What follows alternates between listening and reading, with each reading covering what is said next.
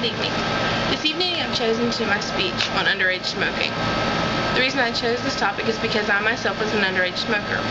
I chose to smoke at such a young age because my whole entire family were smokers. So it seemed as though it was a natural decision for me. My mother was a smoker, my aunts and uncles were smokers, and so was my grandparents. I didn't really realize the risks that I was running deciding to smoke at that early of an age. When you begin smoking that young, you're more susceptible to different diseases later in life. One of the major diseases that you're more likely to get is lung cancer. Many people suffer with lung cancer and emphysema every day. My uncle, right now, only can use part of his lung because he has such severe emphysema.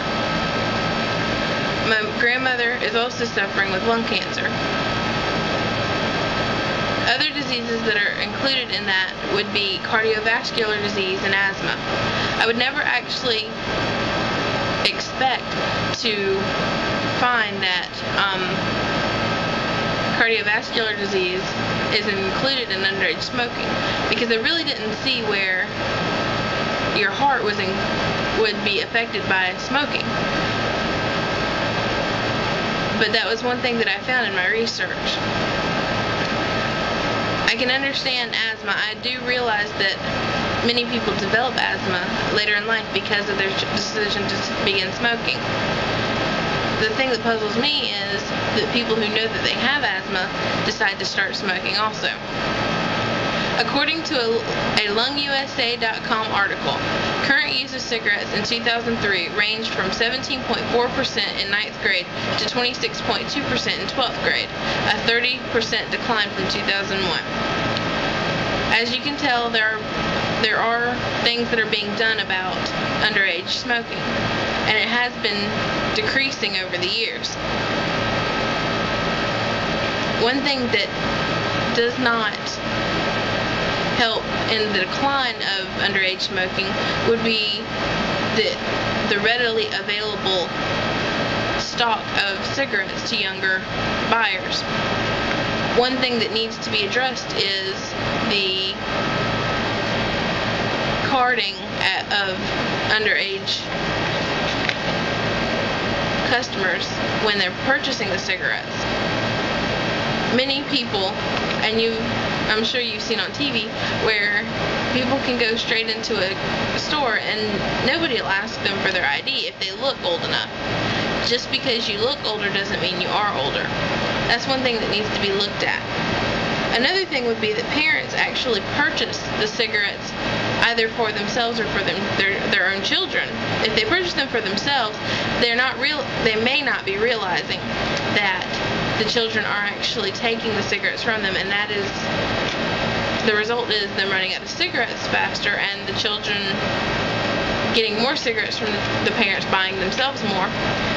Like I said, parents also purchase cigarettes for their teenage children. There should be programs enforced that would help educate children more about smoking and their risks. I believe that some of the reason that people start smoking at such a young age is that they do not understand the full potential of the risks that are involved in underage smoking. According to a Florida press release, nearly 49% of students who smoked no more than one cigarette per day said that penalties influenced their likelihood of smoking. That right there tells me that if the law was stricter on the purchasing of cigarettes and tobacco products by underage customers, that having a penalty or punishment or some kind of